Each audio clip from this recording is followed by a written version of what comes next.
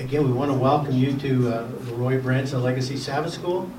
And for those of you who are here, as well as those who will be watching online through YouTube, I talked to somebody this week, I spoke to somebody this week, and they said they really kind of binged out on some of these. Oh. So it must have had nothing else to do. Either that or insomnia. But anyway, you can get every one of these on the internet at Roy Branson Legacy Sabbath School. And today, again, Laura Alipoon, who's one of our coordinators here, and Laura teaches in the Department of Radiology. And I know you have a couple of accreditation issues that you're...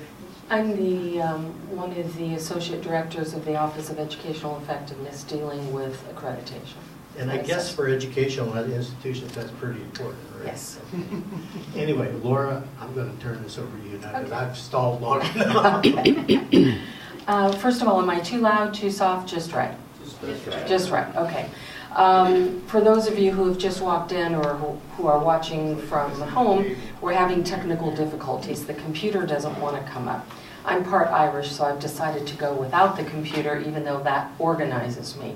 So for those of you who want to look up Lowell Cooper's white paper, it is found at AdventistUnity2017.com/speakers, I'll repeat it, -presentations.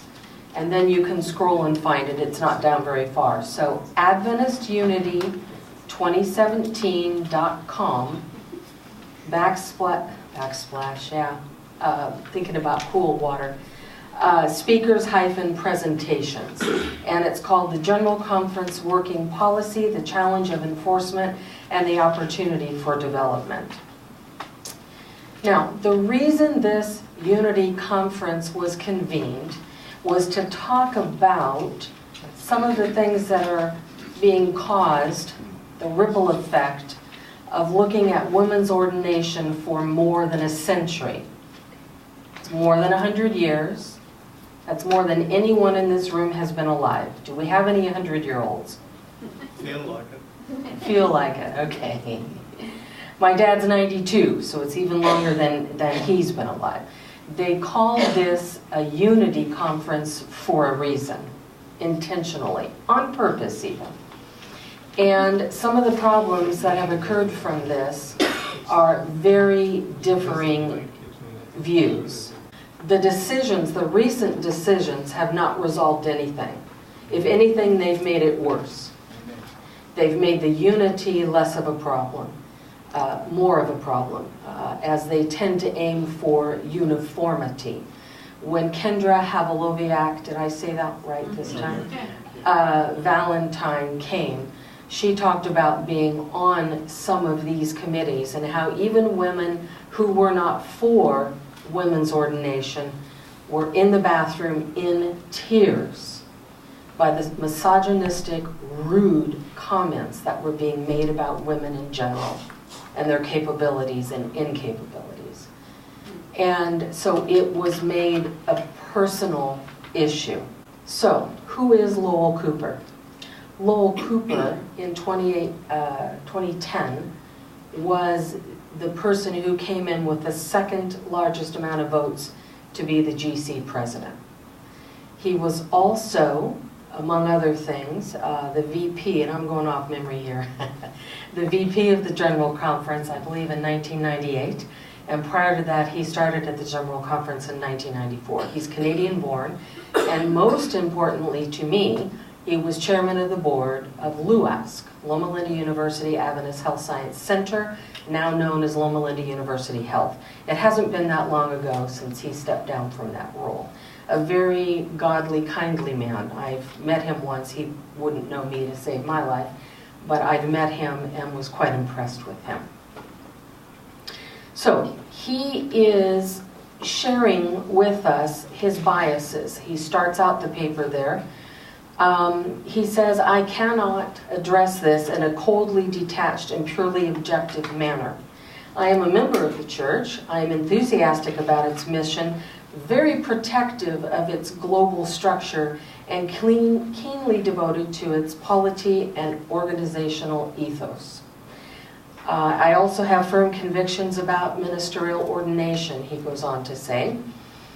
And he says, please excuse the interference that my personal views may cause as I try to understand how policy can help us in this situation. Here are several assumptions that lurk in the background of his paper.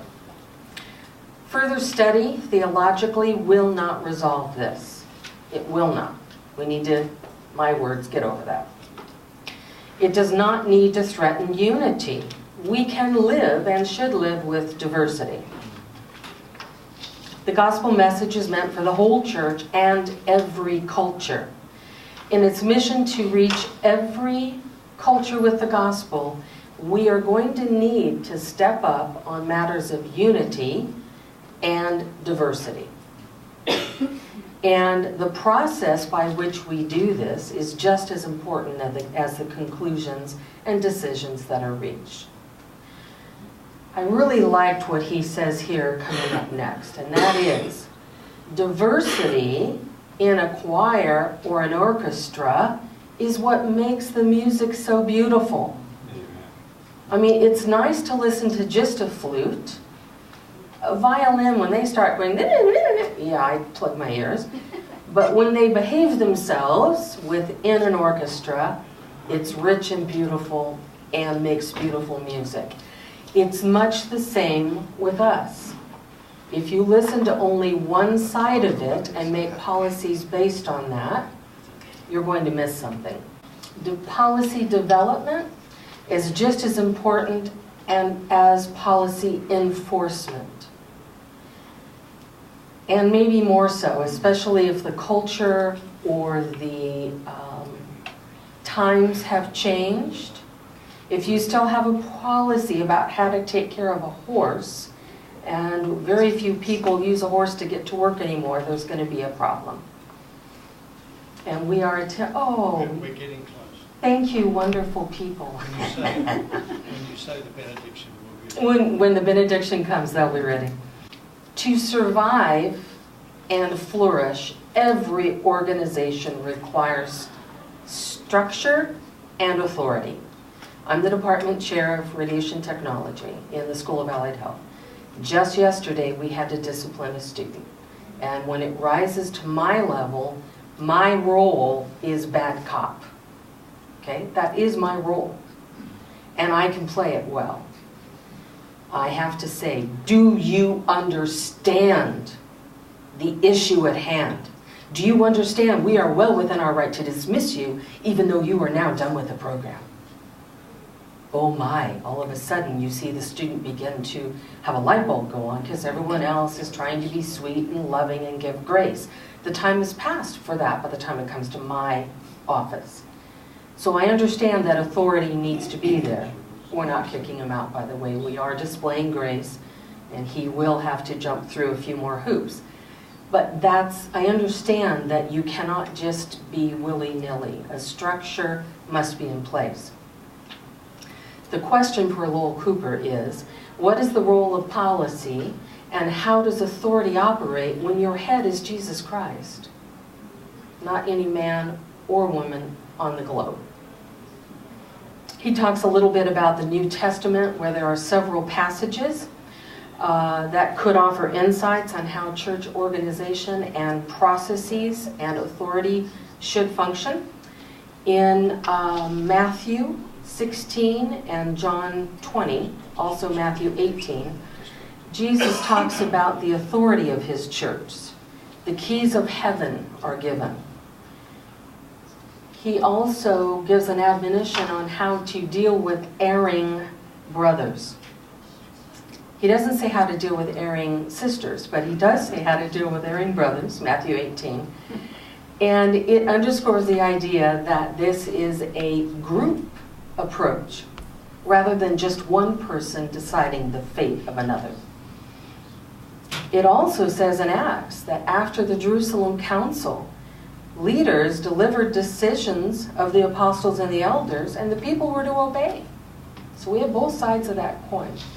Paul advised the church in Corinth to act decisively concerning a person's immoral behavior, as it was harming the entire congregation.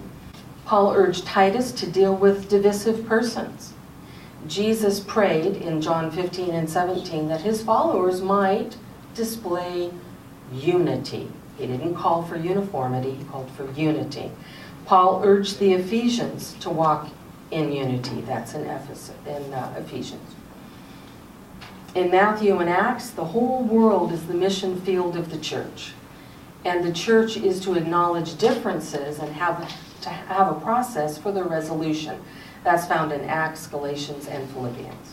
So, how do we think about policy? That is the purpose of his whole white paper, is how can policy help us with this century-long issue? Policy outlines or describes, and sometimes prescribes, a course of action designed to perpetuate the organization and facilitate and accomplish its objectives. If you don't have policies and rules and protocols, even your own family falls to pieces. You don't know what is expected of your role. That has happened perhaps to you in a job where you weren't told what your role was, but then you were scolded or disciplined for not following what you were supposed to do. And maybe you don't even have a job description. So that's the purpose of policy, is very important. He says that policy protects the organization from autocratic and erratic leadership. Very true.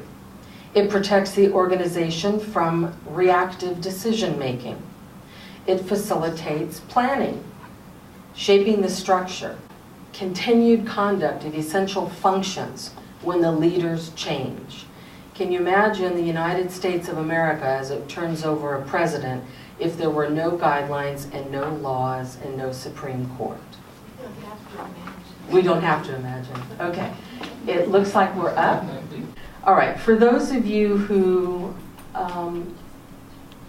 this is what I read off to you earlier. If you would like to look this up now or later, I invite you to do that if you have your tablet. A phone might be a little harder.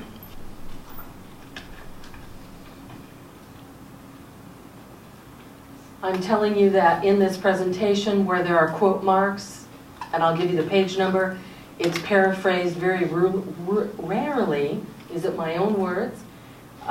This is Lowell Cooper, and I already shared these things with you. I've also tried to source the photos since this is being recorded. I don't want anyone fussing at me.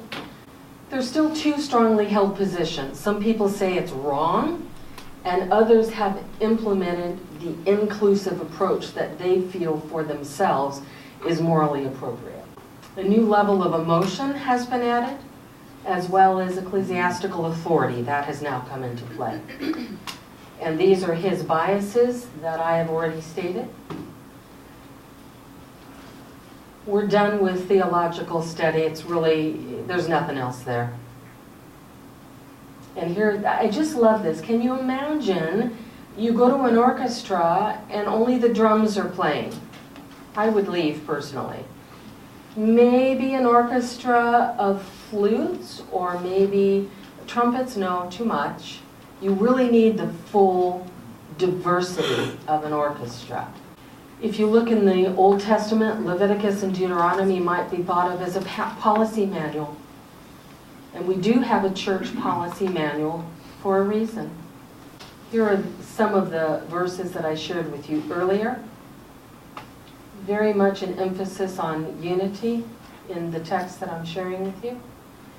The purpose of policy is to preserve stability, translate the mission, vision, values into actions, protecting from autocratic, erratic, and changing leadership, and protects from reactive decision making, and helps us, when we were in the Philippines and we found the same Sabbath school lesson booklet, that really provides some unity, that you're there on a Sabbath day and everyone is, well, except our Sabbath school who doesn't follow it, but we're not the only one, but across the globe you have a lot of these same elements that can be shared. We are a dynamic organization. Therefore, our policies must be dynamic in order to keep up with us and help us to grow. If we don't do that, policy risks becoming not only irrelevant, but in the way of accomplishing our mission.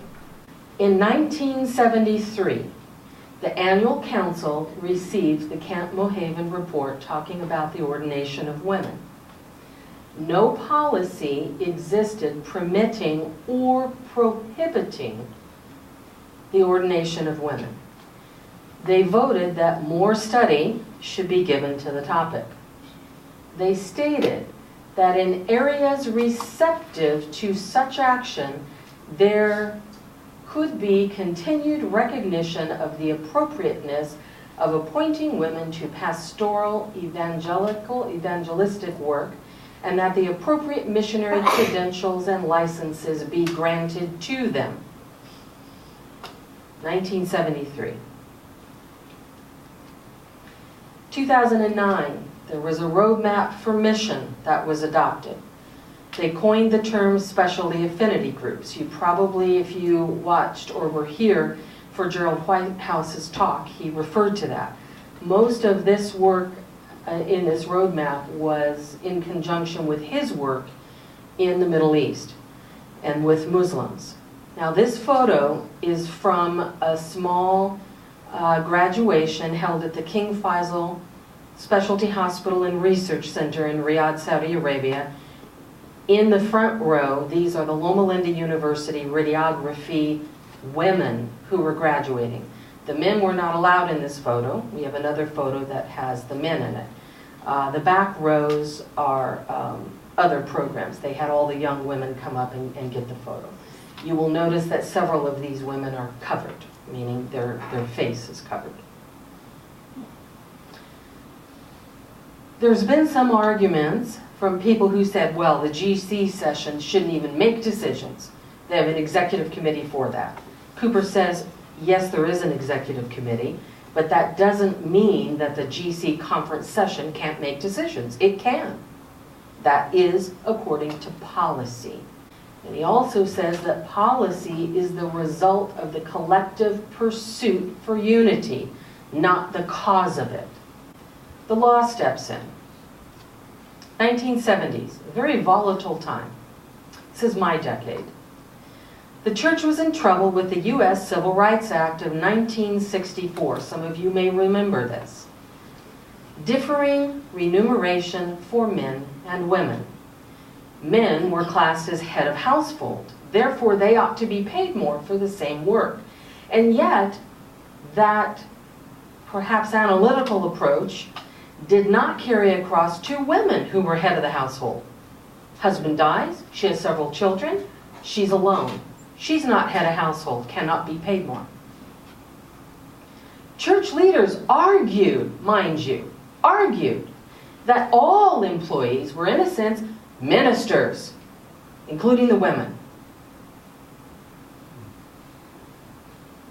Anyone sense a disconnect? Okay. And thus beyond the reach of the government. The court disagreed.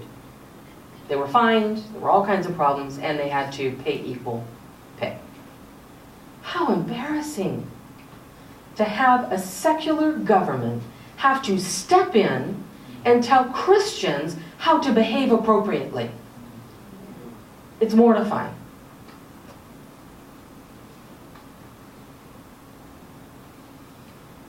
There's policies for disciplinary and enforcement options.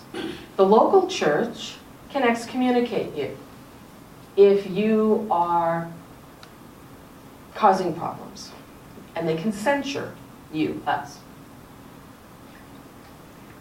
Employees and employers, that relationship, employers must follow employment laws in their area.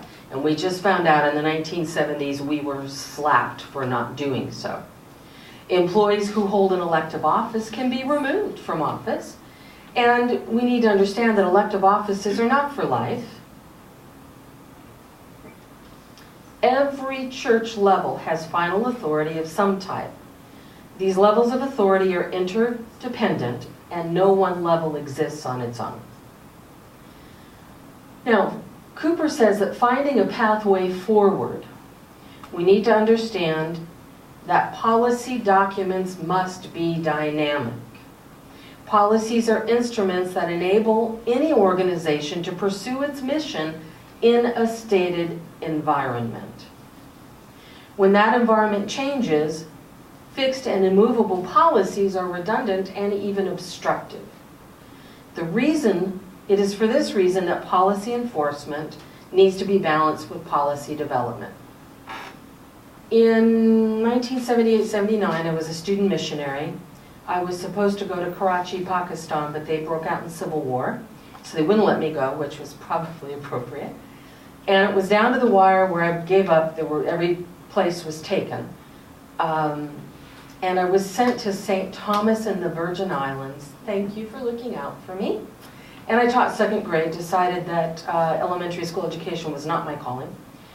But one of my roommates, Lorna, was from Jamaica, and she shared this story with me. Her mother in Jamaica wore a wedding ring. This is in the 70s. And if she didn't have her ring on, oh my, what are you trying to say? She moved to New York, and it might have actually been in the 60s. It was in the 70s, Lorna shared the story. Moved to New York, and they said, get that abomination off your finger. I don't know if those were the words, but that was the message. And this was very difficult for her culturally. She removed the ring. Years later, went home to visit family in Jamaica, forgot to put the ring back on, and was called a streetwalker. Why are you here without your ring and without your husband? Same Adventist church. Okay? Don't tell me that policies aren't different in different cultures. I doubt it was written down anywhere. I don't have my ring on because it's too hot and my fingers swell and I don't want to get it resized. So, there we are. Has to be balanced. So, policy in relation to ordination practice, according to Lowell Cooper. Policy safeguards unity while providing and allowing for diversity. Policy permits ordination of men and women. Policy functions reserved for an ordained minister are not inherently gender specific. Policy protects against the abuse of privilege granted by ordination. And we'll look at what he means by this. Unity has been and is important to the SDA Church. You've heard of W.A. Spicer, India. The details of organization may vary according to conditions and work. Bless you. But ever as God has called his church together, there has appeared in it the spiritual gift of order and of government, the spirit that rules in heaven. Here's some illustrations of preserving unity and yet recognizing the need for flexibility. April 4, 1995, the Executive Committee voted to approve the proposal that those sections of the model constitutions and operating policies that are essential to the unity of the church worldwide be printed in bold print, and to request unions, conferences, and missions to include these sections in constitutions and bylaws and operating policies as adopted by their organizations. So there were some things that they felt were essential to the unity that everyone must follow. Policies have been adopted that permit diversity in structure. For example, the special affinity groups that Gerald Whitehouse spoke to us about a couple of weeks ago. This was a roadmap created for mission, and there was structural flexibility allowed for mission. The annual council voted in part to advise each division that is free to make provision as they wish for the election and ordination of women as local church elders. In 1984, there was a report that had 11 points. Here's point 8. Proper decentralization at all various levels and within each level, thus making unity and belonging to the whole more desirable and functional. by relating working leadership as closely as possible to local circumstances and to a responsible constituency. Remote control easily becomes a source of frustration and division. 1990, ordination of women. I'm not going through the whole century. He doesn't go through the whole century of discussion in his paper, but a few decades. The reason for not approving the ordination of women to the gospel ministry, in other words, to be a preacher, is given as this: the widespread lack of support. Not that there was anything wrong with it according to the scripture or Ellen White. Lack of support. And they wanted to avoid possible risk of disunity, dissension, and diversion from the mission. I would state that those things have now happened because of recent events. So as we continue the discussion, something that's very important to the discussion is unity versus disunity. That must be considered. And now we need to see how unity will be addressed, Dr. Cooper states. Okay, this is not from Lowell Cooper's paper. This is from a paper titled The Role of Union Conferences in Relation to Higher Authorities by George Knight. And he quotes Ellen White. In the back of that paper gives where he found these. But in 1883, she did not want the GC to take on such a centralized authority, that a lot of things needed to be left to the local area. 1896, the men at Battle Creek are no more inspired to give unerring advice than are men in other places to whom the Lord has entrusted the work in their locality. Again in that year, the high-handed power that has been developed as though position has made men gods makes me afraid and ought to be cause for fear. Policy development is needed in structure, in administration, in licensing and credentialing of employees, in local church leadership. And he refers there to women who are already ordained as deaconesses and elders. The development of these policies has not been hostile to unity. Instead, unity has been maintained while diversity is growing. Policy permits ordination of men and women. There is a hierarchy of service roles, but not a hierarchy of ordination. I am an ordained elder. I do not function as such in this church. I functioned in my last church as an ordained elder. Ordination does not confer mystical powers on someone. So the question is not one of female eligibility for ordination, as they are being ordained as deaconesses and elders. It is a question of female eligibility for certain roles. By denominational policy, no, it's not practiced worldwide. So it's okay for ordained deaconesses and elders to happen in certain areas of the world, but the rest of the world is not forced to do that. The responsibilities of a church elder, male or female, include many of the responsibilities borne by a local church pastor. In the absence of a pastor, elders are the spiritual leaders of the church, and by precept and example must seek to lead the church into a deeper and fuller Christian experience.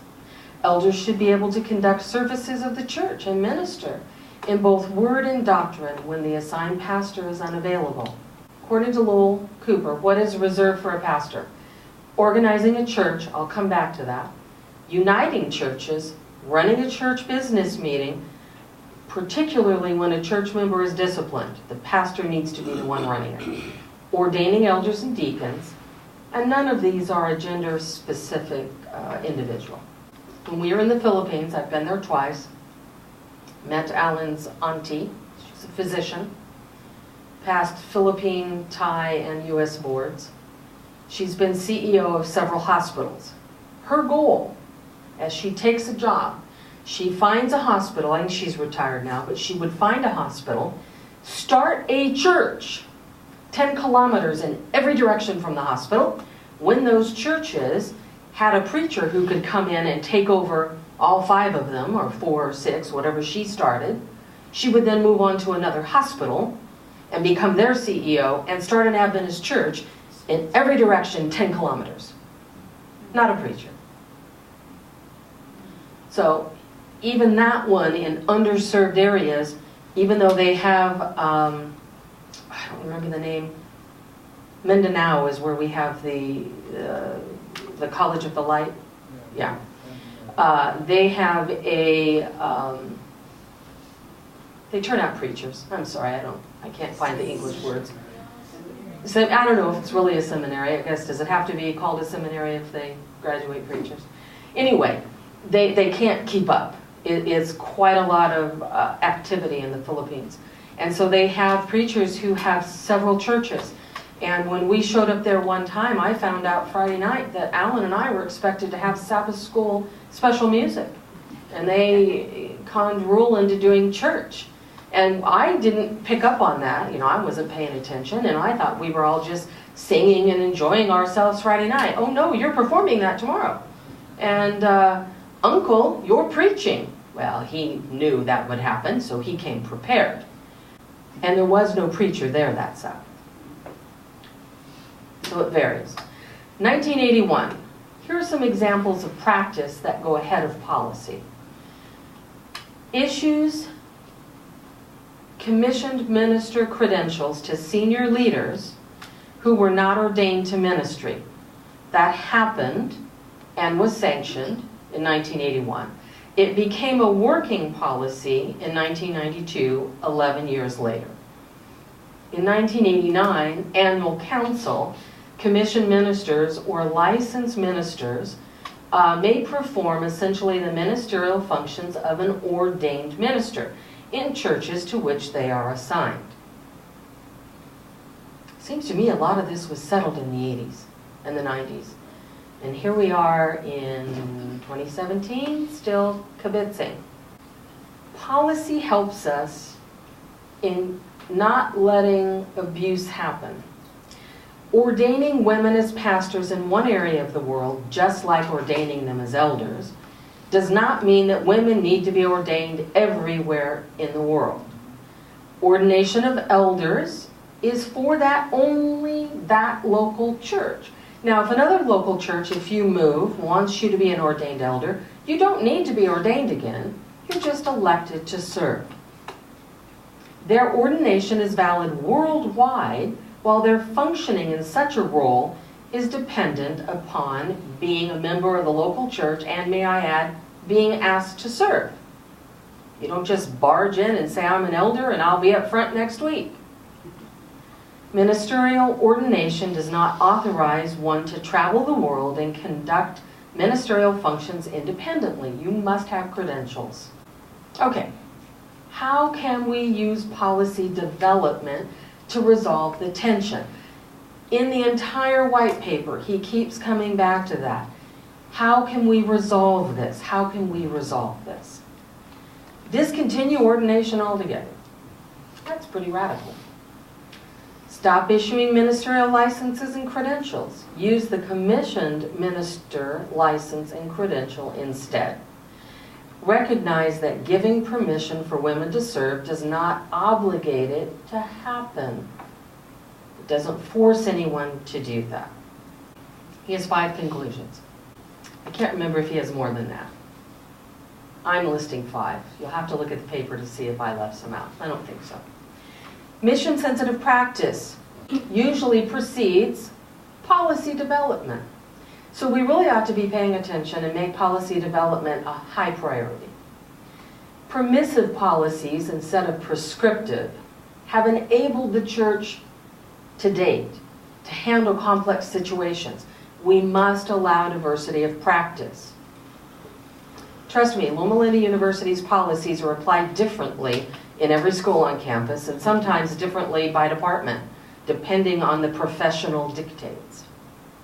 There's no hierarchy of ordination. Ordination of deacons, deaconesses, elders is ordination, and it's not different from ordination of pastors. The hierarchy is of office and role. The church's decision to include women as elders, to consent to their ordination, to issue to women commissioned minister credentials with authority to perform virtually all functions of an ordained minister, has not caused injury to the church and to unity of the church. Historically, the church has demonstrated a preference for doing policy development rather than policy enforcement. Emerging circumstances have been addressed by allowing creative initiatives in advance of policy creation. Continuing this approach is the best way to maintain unity and resolve tensions. Will we embrace diversity or play just the flute or just the trumpet or just the violin? I ran out of instruments.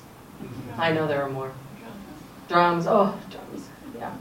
If they're kind of quiet in the background, they start being the boom, boom, boom. Makes me think of the under rowers that had to row to the tempo in the slave ships. Okay, I will field questions on Lowell Cooper's paper as best as I can. I have not been involved in any of the committees on women's ordination. I don't want to be a pastor. I don't want to be ordained. It's not my calling. So keep all of that in mind before you attack. And he will wait for the mic so that your question can be heard.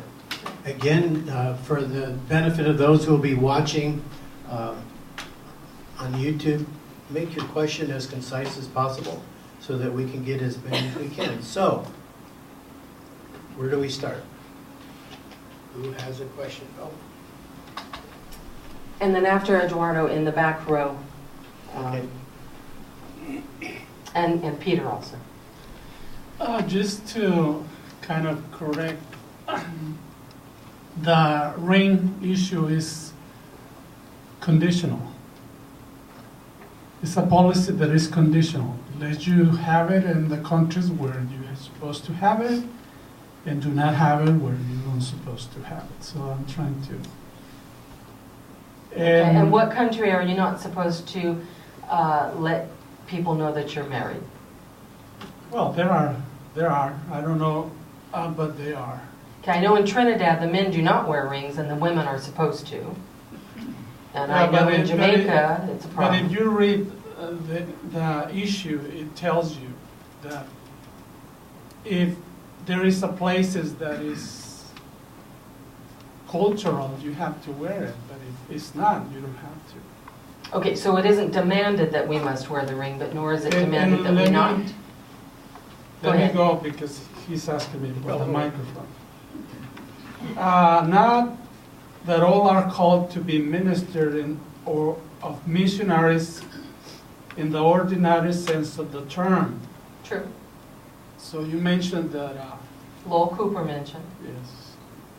So you have to understand that it says not in an ordinary sense of the term. So there is two senses of the same term. Sure. I would agree that not all men are called to be ministers as well. Okay. Since Peter's Yeah, here. I was going to say, if I we'll could just get this one first. Yes, and then we'll come back to the back row. First, I believe that Dr. Cooper's example about the choir or the orchestra is not strong enough in my view. Because yes, the orchestra is formed from many instruments, but if one instrument is out of sync, it's ruining the whole concert. That's true.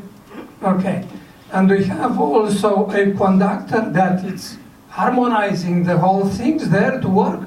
Yes, that's true. Okay, in the second thing, in the presentation of your, the short summary of your presentation today, you mentioned that Elder Cooper is saying that there are no more texts available for us to read and to get inspired and to get authority to solve this problem. He said they've all been looked at, and the division is still there. Okay. Well, if there is we should not look at the Bible anymore for solutions. He must suggest another authority, did he? He is not saying we should not look at the Bible anymore for solutions of general areas. He's saying this has been beaten to death. There's nothing there that says yea or nay. There's nothing in E.G. White that says yea or nay. Therefore, my words, let's be reasonable. Look at where and who we are today, and not, again, my words now, not make the error we made in 1970 where the government has to tell us how to behave. Okay. That would be my response. And quickly, the third thing that I like is like a question. We have several churches, some churches in the United States ordaining women as ministers. Do we have statistics about the progress of these churches? If they increase the membership, if their activity is flourishing, and it's a progress observed after they ordain women. I don't have statistics on that, but I would mention two examples. One are, raise your hand so he can bring the mic to you, please. Purple, I think. Yeah. Are the example of the women ministers in China. They seem to be the only ones doing the work. And another example would be Calamasa Church had a woman preacher. Michael Orlick's wife is up the hill as a woman preacher. La Sierra, we've had women preachers here at the Loma Linda University Church, and I've not heard of any of these closing because a woman has a part in that. I just quickly want to say that China has a special situation, and when we have more time, I will refer to that in more detail. Right. So there's a cultural exception here where it should be okay. Am I summarizing? No, what I want to say that the evolution that happened in China, because it's a complex thing. Yes. It's related to the government, the communist government imposing on the church. The church is state control. Okay. And yet the women are succeeding in that area. Yes. I was very interested in a paper that I saw on the internet, and if you're interested, it's under the Facebook page, I Support the Ordination of Women, and it was a paper by a seminary doctoral program recipient that wrote, I think his name is Keith Burton or Ted Burton. And I had not seen this information. I had heard that there was a General Conference decision in 1881 to support the ordination of women. That supposedly went into a committee. But in this paper, I think this information was only released in 1959. In this paper, he goes through just meticulous detail, comparing it to other votes that had been made and then gone to committee. The outcome, I mean, it's beyond a shadow of a doubt that that decision was meant to be implemented. And for various reasons, it seemed like there were leaders who basically were bigoted, who discriminated. Some of them, even in our Adventist church, Ellen White fought that discrimination on a sexist basis from her brother, who, you know, wanted to pay her money and begged her not to preach and be a disgrace to the family, and to different churches that she would attend, and her husband would get up and make opening statements to try to just beg the members to listen to God's servant, even though she was a woman. And I think it's the same thing that we are facing today. And I wonder if church policy needs to be followed around the world. But I think it's time that we start saying there are other church policies that need to be looked at that I think grieve the Holy Spirit much more than this. Thank you. I really appreciated your outline of Dr. Cooper's paper, Laura. It was wonderful. And Thank you. I read the white paper last night. Was just really, intrigued with his conclusion. It seems so obvious. Why don't we do this? Just a little tweaking of the policy. It makes total sense to me. I did have one question for Dr. Cooper. Maybe someone here can answer that, and what he means by hierarchy of ordination. I'm trying to wrap my mind around that versus hierarchy of roles. And again, I can't speak for him, but what I took from that is ordination is ordination. There isn't ordination 101 up here and ordination remedial 95 down here. It's ordination. And now that you're ordained, are you, let's pull it back into academic terms, are you the president? Are you the provost? Are you the dean? Are you the chair? Are you the faculty? Are you the staff? You are all here to do God's work on this campus, but what role do you play? That's how I interpret it. Are you done with the computer? I'm done with the computer. Thank you so much for saving us. Okay. Laura, thank you. As I was listening to Elder Cooper's presentation here, I'm more and more convinced that, pick your word, the Adventist Church is either outgrown or stagnated. I don't care which way you look at it. Its structure and its process. Let's go with the positive. Let's say it's outgrown how we do our business.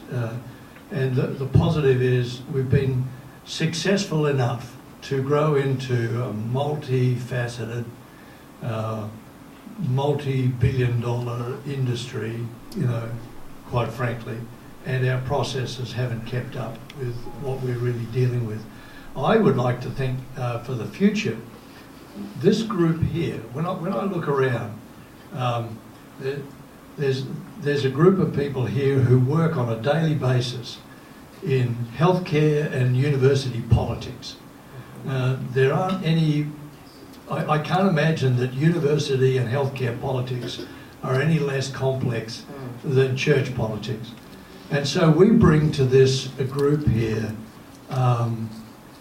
we wrestle daily with accreditation, mission development, policy statements, organisational leadership. There are chairs, there are deans. I want to hear from Dr. Sabbath someday about his views on some of these things. There's a wealth of... I think we ought to set up a series going forward where we just say, let's consider ourselves a task force and arrogantly, or with humility of course, but arrogantly suggest some new models for the church, because some of us grapple with some of this stuff and we might be able to make a contribution. I second that and nominate you as chair. Okay, and when you're done, we have a hand over here, and then we might be out of I time. think we'll be out of time. Okay, good. I just want to share a quick example. Many of you probably saw the latest reporter, and there's an example of a wonderful young lady who has experience from her own life in dealing with young people. She's passionate about it and also is well educated in the area, was called to be youth pastor. There's a photo accompanying the article, and there are two male pastors elegantly robed with scarves and crosses on both sides. She has a red robe too, with just one scarf and one cross. And I just was stuck there for a long time, incredibly sad that just represents what we think of women pastors. They're just kind of a half person. Well, they're just so beautiful, they don't need all the extra bling. That would be my interpretation. Okay, our last commenter. In your talk, you mentioned that Cooper states that one of the purposes of policy is to protect an organization from autocratic leadership. Well, what if the autocratic leader almost single-handedly makes policy? Hopefully, there would be a policy to keep that from happening. But yes, that's a problem. I choose, and this isn't an answer to your question. As I said one other time, I, with all humility, am the Adventist Church. I am whatever you want to say. In my opinion, there will not be a split from the church because I will not be kicked out. I, with all humility, am the Adventist Church. And so they can make all the policies they want. It's not elected for life. This is not North Korea. And at some point, things will change. I've been an Adventist all my life. I look around, a lot of you have been Adventists all your life. You see the ebb and flow. You see the things that happen. Don't let anyone run you out. You are the Adventist Church. Thank you, Laura. By the way, the expression "all your life" reminds me of the guy in Vermont. They said, "Do you lived here all your life?" He says, "Not yet." Not yet. I like that. Anyway, just want to mention before we close, the book by George Knight, which is a companion to Dr. Johnson's book, Adventist Authority Wars, Ordination in the Roman Catholic Temptation. You can get that on Amazon. And so, anyway, again, thank you, Laura. And next week, again, will be very exciting with Gerald Whitehouse, who has been very involved with non-North American issues and non-Christian. Yes. Yeah, so, did you want to have the benediction? And you'll stay around and answer all those questions at the end? I will be here for a while. Okay, let's have our benediction. The Lord bless you and keep you. The Lord make his face to shine upon you and be gracious to you. The Lord lift up his countenance upon you and give you peace.